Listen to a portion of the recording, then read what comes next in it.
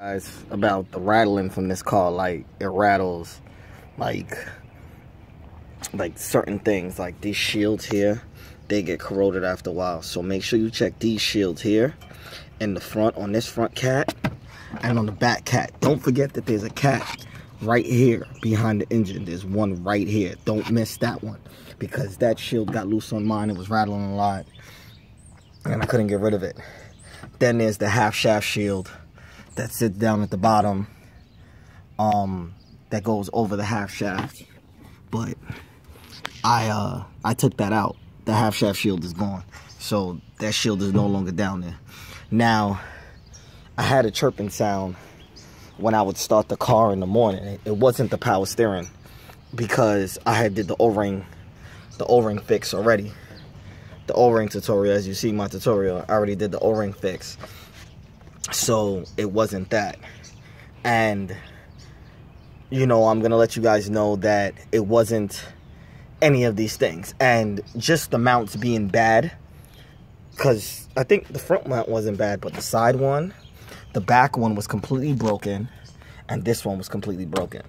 Now, when those were completely broken, it allows the engine to move a lot, and it caused the flex pipe on the bottom of the car to rip, because the engine was moving more than it should, you know. And the chirping sound that I heard from the beginning was it was the crank pulley. Okay, the crank pulley is the biggest pulley on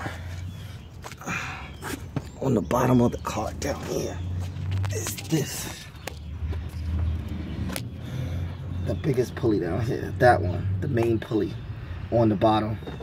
Okay, I went to the dealer and I got one just to, you know, to see if that was it, because it was weird, because I would start the car and I'd hear the chirping sound, and then as soon as it warmed up, it went away, just like the power steering pump would do. I mean, just like the power steering problem. That's exactly what it does. But it come to find out, even after that fix was done, it was good. The car was fine when I did the O-ring fix or whatever, before, when I first got it. But after a couple years, I guess I was hitting about, I'm gonna give you guys the average. I think I was doing about, I think I had like 98,000 miles on the car. And I noticed that I was hearing that chirping sound whenever I would start the car and make that sound, then it would go away. Come to find out, it was the crank pulley. So if you guys ever wonder, you know, oh, well, I did the O-ring fix and still hear the chirping sound in the morning, and when it starts up, could be the crank pulley. Get the crank pulley checked. That's one of the chirping sounds that you will hear from this vehicle. Then another one, it could be anything. And then this one also, this boot too, you have to check it, because this boot right here, it rips after a while. After a certain amount of years being in the car, it gets really hard and corroded, and it'll end up cracking on you, especially if your engine mounts are broken. This will move too much, more than it should, and it'll end up splitting this box, and you'll end up losing, actually end up losing horsepower, because it'll be sucking in hot air from the engine through this. This boot you can buy at the dealer for like $25, $30, a new one, and it's really simple to pull in. You just take this off, and you know, just take that off, and take this clamp off, and you take this 10mm clamp off, and you just slide this out to the side, pull this out, and while you're in there, since you're taking this off, you might as well just clean the throttle body while you're at it, since it's open, because that's what I do. I clean the throttle body like every 6 months to keep it clean, to keep my acceleration on point. That's about it. I really never really had any big issues with this vehicle at all, like nothing. You know, just like you guys saw in my videos, I had to change the engine mounts, because I don't know when was the last time that they were changed, but after I changed them, I noticed a huge difference in the way the car drove, the acceleration, the way it felt, the way the car idled. It just made a huge difference.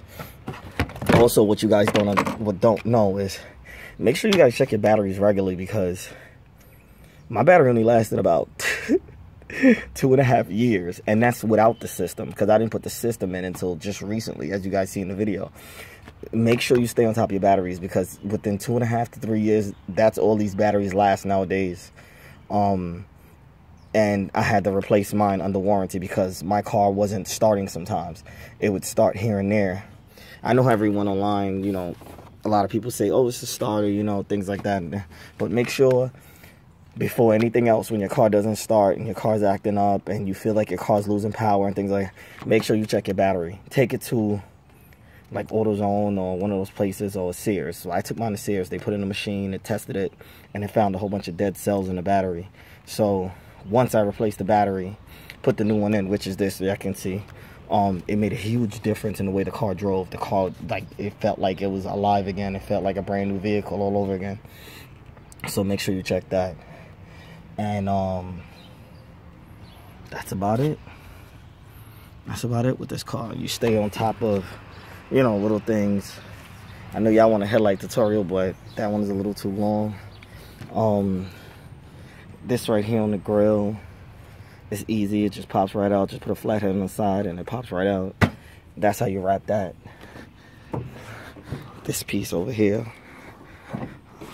over the hood, it has screws on the back down here that you take out. These rubber grommet, whatever, pieces, and you unscrew it from there.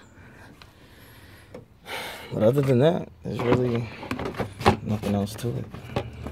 Just make sure you change your oil on a regular basis. Stay on top of your brakes. This is the air filter here. Make sure you change the air filter. Just stay on top of everything and you'll be good to go. If you have any questions, feel free to ask.